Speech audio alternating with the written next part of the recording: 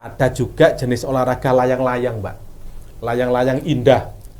Jadi kayak biasa yang kita lihat layang-layang di Nggih, lapangan, nggih. tapi Iya, itu ada aturannya dan penampilan, penampilannya. kreasi terbaik.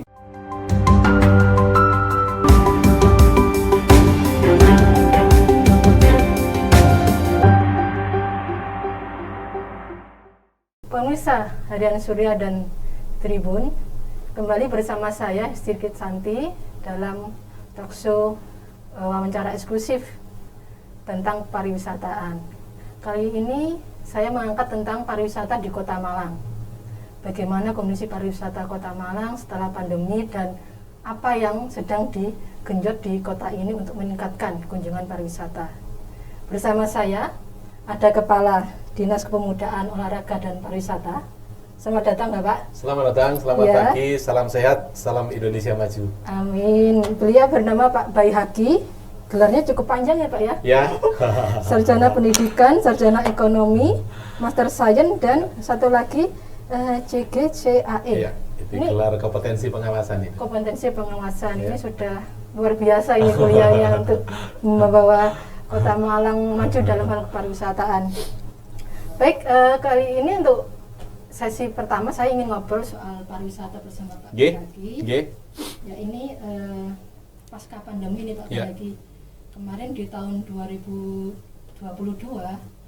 itu berdasarkan catatan statistik kunjungan pariwisata di Kota Malang tembus di angka 13 juta. Iya. 13,5 Iya. juta kalau Iya. tidak salah. G.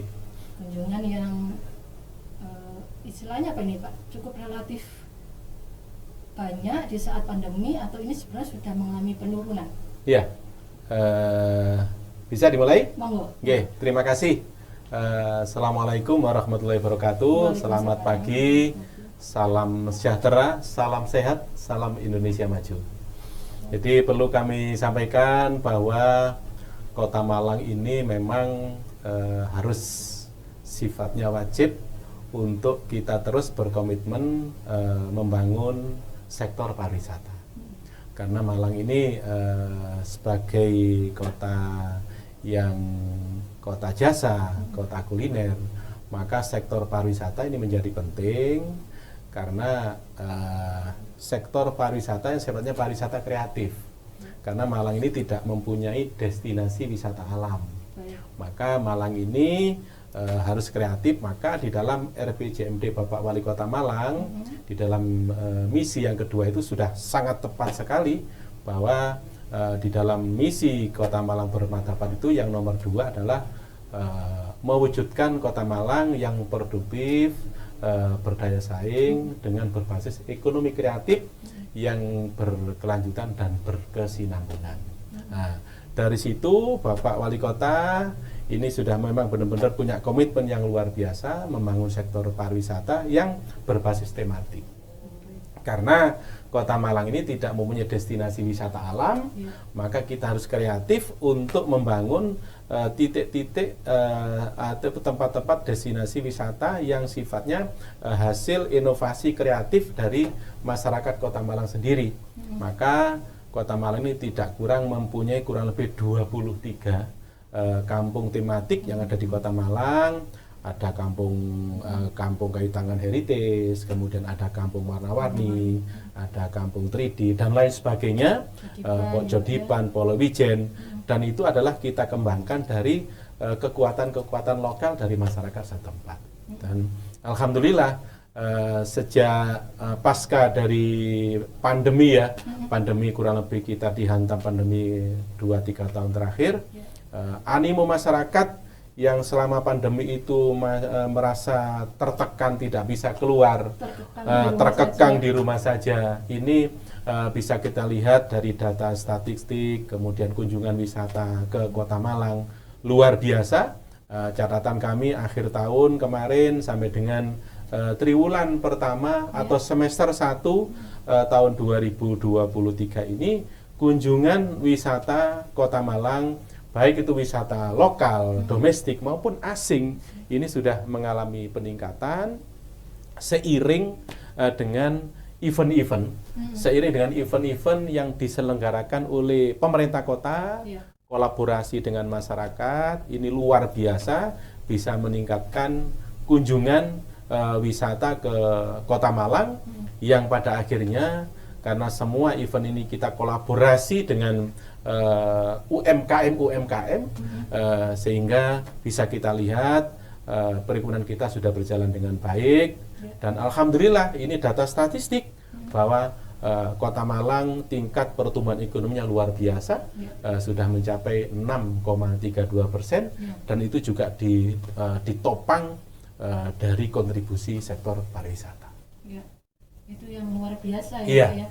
Kemarin juga kita dengar beberapa pekan lalu ada Kreativa 2 yang digelar oleh Disporapa.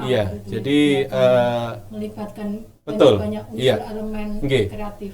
Jadi kita memang berusaha untuk membangun sektor pariwisata ini dengan menjalankan event yang sifatnya nanti itu event yang masuk kalender tetap. Kalender tetap wisata Kota Malang. Supaya apa? Supaya lebih dikenal oleh masyarakat luar Kota Malang, bisa nasional, bisa internasional, supaya nanti ke depan terus tahu, oh bulan ini, tanggal ini di Kota Malang ada event ini. Nah, kemarin tanggal 13 Mei tanggal 13 Mei tahun 2023 itu ada Malang Kreativa 2. Kenapa kita sebut Malang Kreativa 2? Karena Malang Kreativa 1 yang di tahun 2022 itu sempat digelar di awal-awal tahun setelah kita mengalami pandemi COVID-19. Itu luar biasa. Itu animo masyarakat juga luar biasa di Kayu Tangan, sehingga kemarin itu kita kemas ada event Malang Kreativa 2, terus kita kemas juga dengan kita gabungkan dengan ini mengenalkan olahraga masyarakat di Kota Malang. Olahraga tradisional. Ada ada arak-arakan tumpeng, bakso yang menjadi masakan khas. Itu luar biasa itu. Digratiskan untuk warga.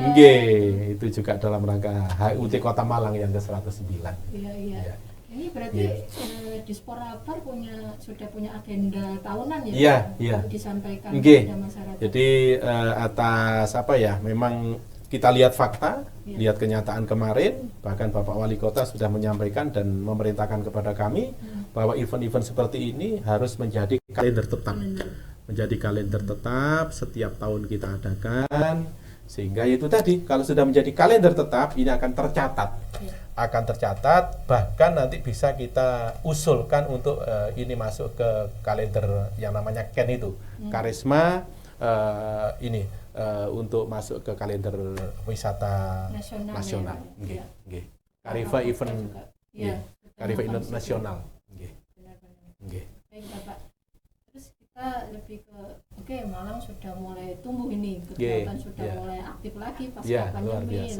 Ini kan aktivasi kampung tematik juga Kayu Tangan Heritage yang selama ini menjadi salah satu ikon yang digadang-gadang di Kota Malang akan menjadi salah satu pusat untuk aktivitas warga. Nah, aktivasi di Kayu Tangan ini kan kemarin juga saya lihat sangat beragam. Nah, ini siapa saja yang digandeng untuk menggelar kegiatan di Kayu Tangan ini? Terus apakah semua orang bisa menggelar kegiatan di situ? Terus apakah ini harus bersinergi dengan Disporapa? Terus komunitas apa saja yang memungkinkan untuk bisa bergabung di sana? Tentunya untuk aktivasi Kayu Tangan Heritage ini tentu harus ada kolaborasi sinergi yang sifatnya event. Tetapi kalau setiap harinya ini sudah berkembang, monggo silakan. Tetapi untuk yang event-event sifatnya itu harus ada pengaturan lalu lintas segala macam. Tentunya harus bersinergi dengan semuanya, kami dengan pihak kepolisian segala macam, dengan perangkat daerah. Dan ini luar biasa, Mbak. Jadi aktivasi Kayu Tangan Heritage ini berdampak terhadap peredaran ekonomi masyarakat yang luar biasa. Yang perlu juga diingat bahwa kami akan terus mengembangkan, mengaktifkan para pelaku-pelaku UMKM yang ada di dalam masyarakat Kayu Tangan Heritage. Supaya apa? Supaya mereka juga ikut memiliki ikon wisata Kota Malang yang alhamdulillah ini tidak main-main. Kampung Kayu Tangan Heritage ini kemarin sudah masuk 75 besar anugerah Desa Wisata Indonesia. Dan alhamdulillah kemarin juga sudah didatangi oleh Mas Menteri. Mas Menteri Pak Sandiaga Uno ini datang langsung ke Kota Malang melihat secara langsung bagaimana sih keindahan daripada kampung tematik Kayu Tangan Heritage yang kemarin juga luar biasa tanggapannya. Dan juga perlu diingat ini data statistik kami yang di koridor luar itu tidak kurang dari 30.000 orang pengunjung yang masuk di koridor, bahkan juga sudah mengalami peningkatan yang masuk ke kampung-kampung. Nah, itu kalau sudah seperti itu sudah yakin fakta nyata pasti dampak ekonomi akan semakin baik, semakin meningkat. Dari sekian angka 30.000 setiap bulan setiap orang misalkan berbelanja 50.000 atau 100.000 kita tinggal kalikan betul. Saja ada berapa transaksi yang muncul di Kayu Tangan. Dan bisa dicek fakta di lapangan di orang-orang jual kuliner, kemudian jual kopi yang Starling Starling itu Starbucks keliling itu. Nah, itu nanti akan kita kelola. Kami sudah diberikan petunjuk perintah Bapak Wali Kota untuk yang jualan-jualan di Kampung Kayu Tangan itu tolong dikelola. Nanti kita kita organisir, kemudian kita bentuk paguyuban, kemudian nanti harus pakai baju-baju yang ikonik untuk menarik para pengunjung. Ini segera akan kami lakukan supaya supaya lebih tertata. Kemudian bisa dicek fakta juga. Orang yang jualan di situ kayak kopi lonceng segala macam itu omsetnya luar biasa itu. Omsetnya luar biasa itu.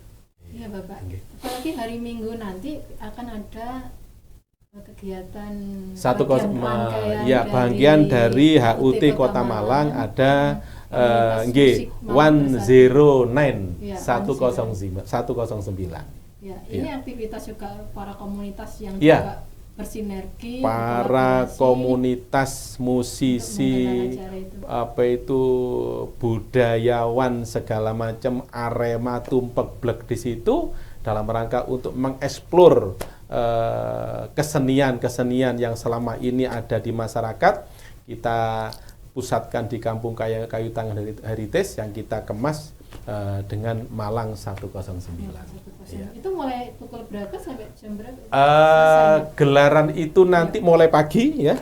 Mulai pagi jam 9 itu ada festival UMKM. Festival UMKM dengan kita menyajikan jam 9 pagi sudah tutup total. Sudah. Kalau tutup totalnya mulai malam. Mulai malam karena Sabtu malam sudah tutup total karena loading persiapan segala macam. Pagi itu ada festival UMKM, jajanan makanan khas Malang. Dan perlu diingat itu juga kami melibatkan semuanya para UMKM termasuk yang ada di dalam Kampung Kayu Tangan. Nanti dirangkai sampai siang, sampai sore ada perform musisi-musisi, ada drummer segala macam sudah di situ. Mulai dari musik-musik tradisional dikombin dengan yang saat ini. Nanti pembukaannya secara singkat itu malam hari dan meriahnya nanti di malam hari sampai kurang lebih jam 10 malam. Biasa dari pagi sampai malam. Orang bisa stay di situ seharian menikmati beragam performance. Dan atraksi. Perlu diingat juga, perlu saya sampaikan kepada masyarakat Kota Malang. Kenapa itu dilaksanakan tanggal 28 Mei tahun 2023 di Kampung Kayu Tangan itu? Karena apa? Karena itu juga dalam rangka kita selaku tuan rumah Forda 1 Jawa Timur, kita ingin menjadi tuan rumah yang terbaik, memberikan kesan hiburan kepada tamu-tamu kita.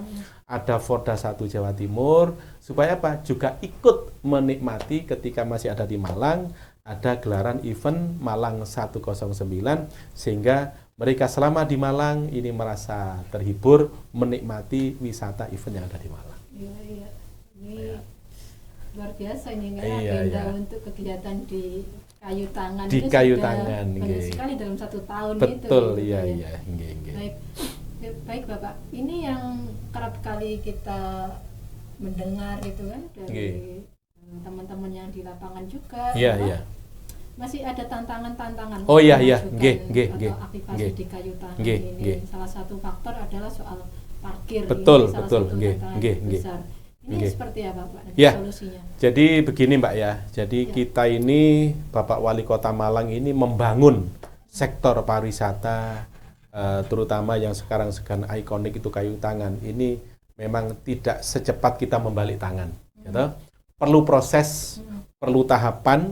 Dari proses tahapan itu pasti ada evaluasi, ada monitoring, karena dalam rangka untuk membangun menuju baik, menuju sempurna memang kan perlu waktu. Iya. Maka dari itu, memang Bapak Wali Kota ini segera mengaktifkan kayu tangan supaya apa? Kalau sudah aktif, ini nanti kita akan ketahui kekurangannya apa. Kan begitu? Iya. Nanti kekurangannya apa, sambil kita lakukan evaluasi monitoring, yang antara lain, yang mendesak itu adalah terkait dengan pengelolaan perparkiran. Semakin banyak orang berkunjung, semakin banyak yang senang di sana, pasti akan berdarah pengelolaan parkirnya juga akan mengalami kendala. Ya. Tetapi sudah kita lakukan pembahasan-pembahasan bagaimana nanti ke depan masalah perparkiran ini.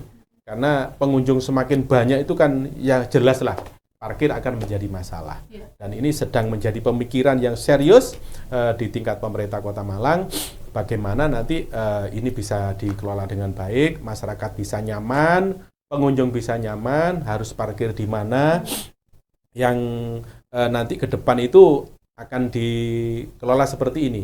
Jadi orang itu datang ke tempat-tempat wisata di Malang, contohnya di Kayu Tangan Heritage, itu dengan kita pusatkan parkirnya di mana. Nanti akan dibawa menjadi kayak mobil shuttle gitu. Oh, jadi kayak ada kantong parkir. Ada kantong yang parkir, agak jauh, nanti ada kita disediakan siapkan kendaraan shuttle menuju ke lokasi. Seperti itu. Dan itu kan butuh proses, sehingga kami juga mohon maaf kepada seluruh pengunjung, kepada masyarakat Kota Malang, karena masalah perparkiran masih menjadi kendala. Ya. Tapi kami pemerintah kota, Bapak Wali Kota tidak berhenti. Tapi kami terus untuk bagaimana mengelola ini jauh lebih baik lagi, dan itu memang butuh proses.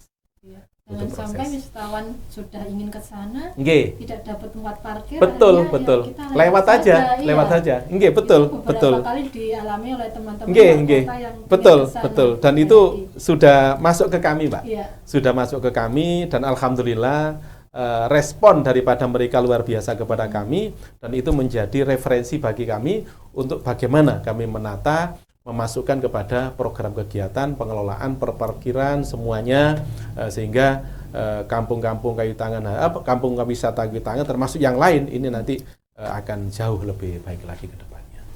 Baik, Bapak. Nggih. Untuk ini tadi sudah disinggung tadi soal ada kegiatan Iya, Porda ya. Porda, nggih, nggih. Sebagai Nggih. apa?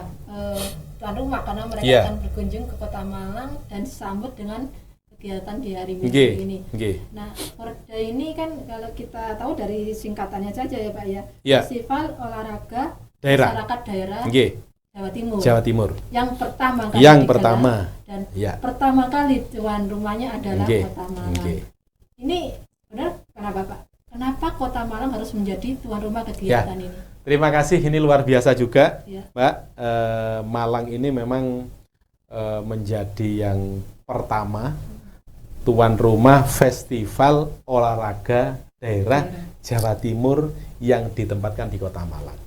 Sejarahnya, Kormi Kota Malang ini, kemudian pemerintah Kota Malang memang menangkap ketika Forda 1 Jawa Timur harus dilaksanakan, maka Kota Malang tampil. Kota Malang menawarkan diri, sanggup, siap untuk menjadi tuan rumah, karena sebetulnya Forda 1 ini sedianya akan dilaksanakan di Sidoarjo. Akan dilaksanakan di Sidoarjo, karena Sidoarjo tahun 2023 ini menjadi tuan rumah Porprov, ya, Porprov 2023, maka Sidoarjo mundur. Nah, ketika Sidoarjo mundur, Malang tampil untuk mengambil itu menjadi tuan rumah Festival Olahraga Daerah pertama Forda 1 Jawa Timur di Malang. Karena apa? Pemerintah Kota Malang ini menangkap positifnya luar biasa. Forda ini olahraga masyarakat yang animonya luar biasa. Kalau kita tangkap menjadi tuan rumah, pasti akan berefek kepada yang lain, dampak positifnya. Lagi-lagi apa? Ya, kepada sektor pariwisata tadi, kemudian kepada sektor ekonomi. Ya, itu yang kami ditangkap oleh pimpinan, Bapak Wali Kota, semuanya jajaran kami. Maka Forda ini harus dilaksanakan dengan semaksimal mungkin. Bapak Wali Kota sudah mentargetkan sukses, Mbak. Forda 1 Jawa Timur di Kota Malang, pertama di Malang, ini sebagai kepercayaan Jawa Timur kepada Kota Malang, harus sukses selaku tuan rumah, sukses selaku menjadi tuan rumah dan penyelenggaraannya. Yang ketiga adalah sukses prestasi. Artinya apa? Kita harus menjadi juara umum. Nah, untuk menjadi juara umum, Bapak Wali Kota Malang dukungannya luar biasa. Kemarin kami diberangkatkan dari Balai Kota Malang setelah rangkaian upacara dalam rangka Hari Kebangkitan Nasional. Kita masih disaksikan oleh jajaran pimpinan Forkopimda Kota Malang, masih banyak yang hadir di situ. Kita diberangkatkan, diberikan semangat oleh Bapak Wali Kota Malang. Kota Malang diharapkan untuk menjadi juara umum. Maka dalam rangka menangkap itu kami sudah siap.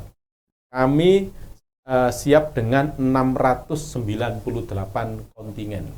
698 penggiat olahraga kalau di Kormi. Ya. Kalau di KONI itu atlet. Jadi kami punya siap 698 penggiat olahraga yang siap untuk bertanding berlomba di 31 cabang organisasi olahraga masyarakat disingkat dengan COM. Kalau di KONI itu olahraga prestasi namanya adalah cabur. Ya. Kalau di Kormi namanya COM. Ya. Terus kita mengikuti sebanyak 109 jenis pertandingan. Banyak sekali. Itu nanti akan tersebar di 17 venue yang semuanya tersebar di wilayah Kota Malang. Persiapan kami luar biasa. Kemarin sudah dikunjungi oleh Kormi Provinsi untuk cek and recheck kesiapan Kota Malang. Alhamdulillah kesiapannya sudah hampir 100% karena sudah tinggal 2 hari lagi. Pelaksanaannya besok pembukaan di Geraha Cakrawala semuanya sudah kita siapkan, tinggal pelaksanaannya. Jadi sukses tuan rumah, sukses penyelenggaraan, sukses prestasi, insya Allah akan kita raih bersama. Ini venue 17 venue ini tentunya katanya juga enggak serta-merta. Betul, Bu, betul. Ini gimana saja ini, Pak? Jadi 17 venue ini tersebar. Ada di pusatnya, ada di Stadion Gajah Malang, gitu, dalam dan luar. Kemudian ada di Taman Merjosari. Kemudian ada di Unggul Sport Center. Ya. Kemudian ada di MCC, ada di Lapangan Rampal, ada di Lanal. Ini bentuk kolaborasi.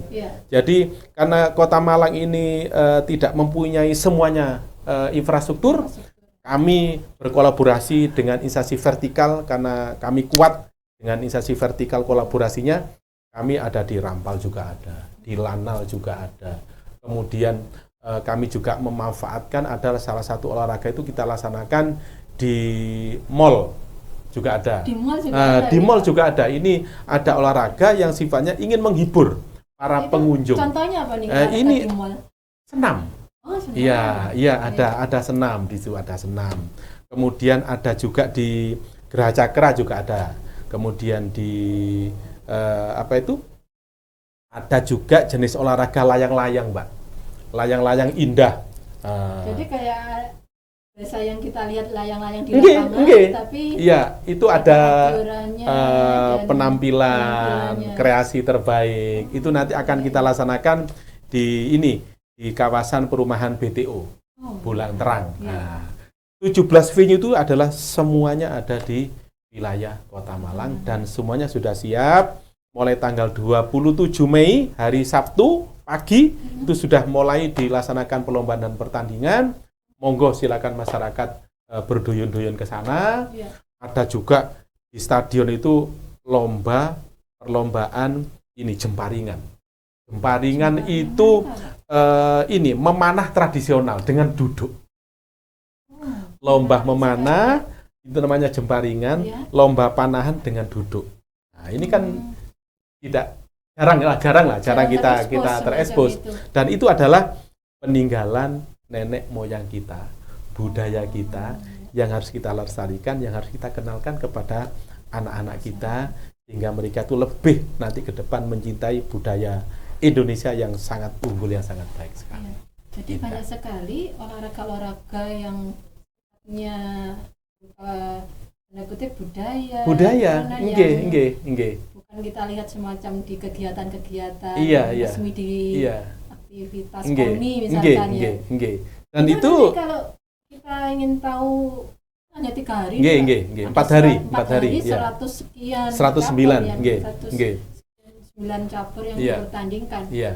Masyarakat kalau ingin tahu hari ini ada apa, eventnya di mana, ini monggo, ini di media sosial sudah kita sampaikan. Media sosial Dispora sudah kita tampilkan. Baik. Kalau ingin lihat secara langsung sambil main-main ke Stadion Gajayana, di situ juga sudah kita siapkan banner-banner jadwal-jadwal pertandingan ya. Hari ini, jam ini, ada apa, di mana, itu sudah lengkap semuanya. Monggo, silakan sambil main-main, sambil belanja-belanja MOG segala macam, mampir. Oh, hari ini, jam ini ada apa, pertandingan apa, monggo silakan. Sudah lengkap semuanya. Sudah lengkap 100%, tinggal pelaksanaannya saja. Mohon doanya semuanya. Iya. Semoga sukses. Amin. Karena ini yang pertama loh ya. Pertama Arema yang tampil. Semoga juga menjadi juara umum. Alhamdulillah, nggih. Jadi pijakan nanti. Nggih. Standarnya di Kota Malang pasti itu bagus sekali. Pasti berikutnya juga pasti. Lebih bahkan itu kenapa ini Bapak Wali Kota ini menangkap dan mengambil ini, karena itu tadi sektor pariwisata. Begitu nanti kita sudah menyelenggarakan Forda 1 Jawa Timur, yang pertama pasti nanti daerah lain yang akan menjadi tuan rumah pasti akan studi referensi ke Kota Malang, dan mereka akan datang ke Kota Malang, wisata di Kota Malang. Dan ini diikuti oleh seluruh kota kabupaten se-Jawa Timur. Ada peserta dari seluruh Jawa Timur itu 21 kabupaten kota. Dengan jumlah penggiat olahraga semuanya kurang lebih 2.200 atlet ya. Penggiat olahraga, belum ofisialnya, belum nanti penggembiranya. Dan Bupati Wali Kota se-Jawa Timur juga diundang, meskipun tidak mengikutkan pesertanya.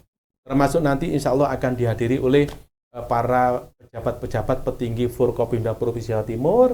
Dan insya Allah ini Ketua Umum Kormi Pusat Pak Hayono juga akan hadir. Masih bawa rombongan. Sehingga pada tanggal 27 sampai tanggal 30 ini diperkirakan antara 15.000 orang akan datang di Malang. Itu juga menjadi berkah untuk hotel. Pasti. Wisata, bisa dicek digelar nanti. Di weekend, iya. Gitu, pasti dilihat, dicek nanti salah satu hotel di Malang bagaimana okupansinya, dilihat aja nanti. Kami juga kolaborasi dengan perhotelan dan Bapak Wali Kota sudah menyampaikan petunjuk, tolong kita harus menjadi tuan rumah yang baik. Pihak perhotelan juga bisa menangkapi dengan baik, melayani tamu-tamu dengan baik, dengan standar-standar yang sudah ada selama ini. Semoga Pak, kita amin. Forda kita juga ada di Kota Malang, jadi ikut bergembira. Kita di media juga bisa memberitakan dengan beragaman olahraga yang muncul di kegiatan. Terima kasih kolaborasinya dengan media, dengan semuanya. Ini kita rasakan betul semua beban berat bisa kita selesaikan dengan berkolaborasi. Baik Pak, ini kita ngomong Forda terkait dengan keolahragaan ini. Kita ngomong juga terkait keolahragaan. Kita ingin ngobrol juga terkait fasilitas yang ada di Kota Malang. Disebutkan Pak Bayhaki bahwa Kota Malang ini tidak memiliki banyak infrastruktur sehingga bersinergi lah kita dengan organisasi vertikal, organisasi vertikal. Dengan dunia usaha. Kalau Kota Malang juga memiliki Gor Kenarok. Betul, nggih. Gor Kenarok yang terletak di Kecamatan Kedung Kandang, di wilayah Malang sisi timur. Betul. Nah, beberapa waktu lalu kita sempat menggelar kegiatan di sana ya, Iya. terkait Bulu tangkis, tingkatnya nasional, iya, Proliga. Proliga juga sempat Iya. kegiatan Iya. nasional. Tapi Iya. banyak sekali masyarakat secara umum yang melihat ini sebenarnya stadion ini kurang begitu layak tanda kutip Iya, untuk iya, bisa iya, iya. Nggih, menggelar nggih, event nggih. nasional. Nggih. Nah ini apa pimpinannya Pak Bayi Haki ada upaya apa ya untuk merenovasi Berkenaro? Nggih. Terima kasih Mbak. Jadi kita menyadari bahwa infrastruktur olahraga, sarana prasarana olahraga di Kota Malang ini memang sangat diperlukan untuk dilakukan perbaikan dan pemeliharaan dan termasuk juga penambahan. Iya. Karena melihat animo masyarakat Kota Malang dan event-event olahraga yang digelar di Kota Malang ini luar biasa animonya, maka pemerintah Kota Malang ini memang harus meningkatkan sarana prasarananya, termasuk tadi Gor Kenaro, ini stadion gor kebanggaan kita. Ya nun sewu, tidak banyak daerah yang memiliki gor yang kapasitasnya sedemikian besarnya. Iya. Kapasitas Gor Kenaro itu kurang lebih 5.000. 5.000 bisa masuk, tetapi memang kondisinya ini perlu kita lakukan pemeliharaan, renovasi, perbaikan, dan segala macam.